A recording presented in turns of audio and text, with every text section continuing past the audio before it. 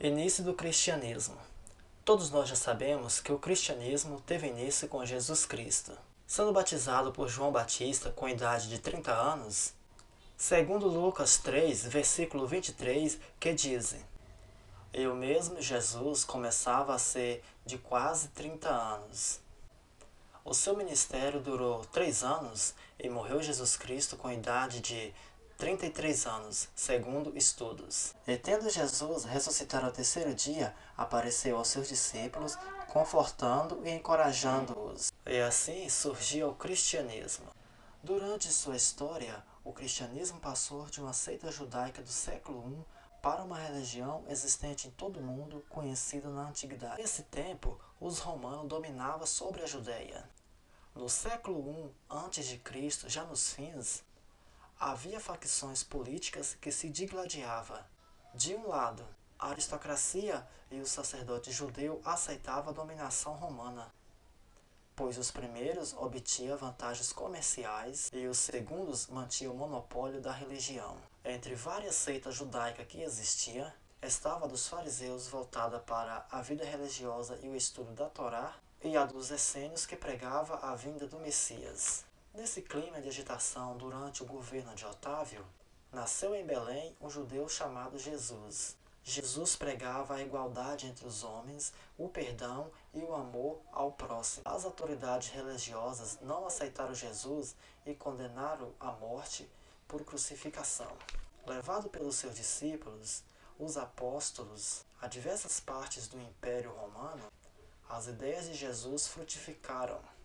O apóstolo Paulo, judeu com cidadania romana, deu caráter universal à nova religião. Segundo ele, a mensagem de Jesus era dirigida não somente aos judeus, mas a todos os povos. Por não aceitar a divindade imperial e por acreditar que havia uma única verdade, a de Jesus, os cristãos foram perseguidos pelos romanos. Por volta do ano 70, foram escritos os evangelhos atribuídos a Mateus e Marcos, em língua grega. 30 anos depois, publica-se o evangelho atribuído a João, e a doutrina da Santíssima Trindade começa a tomar forma.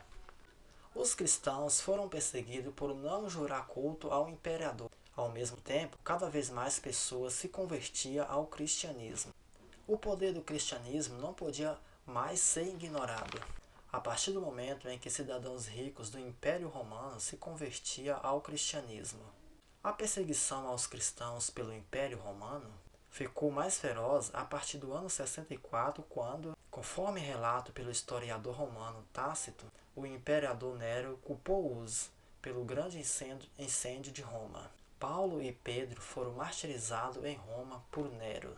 Entrando na fase pós-apostólica que vai desde a morte dos apóstolos, por aproximadamente no ano 100, até o término das perseguições e a liberação do culto cristão pelo imperador Constantino o Grande. Apesar das perseguições parte do Império Romano, ainda havia controvérsia entre o povo cristão. Muitas vezes seria resolvido pela carta de um líder, ou às vezes um concílio onde seria elaborado um documento ou credo, e quem discordasse seria tido como anátema. Os principais bispos da era pós-apostólica incluem Policarpo de Esmira, Clemente de Roma e Irineu de Lyon.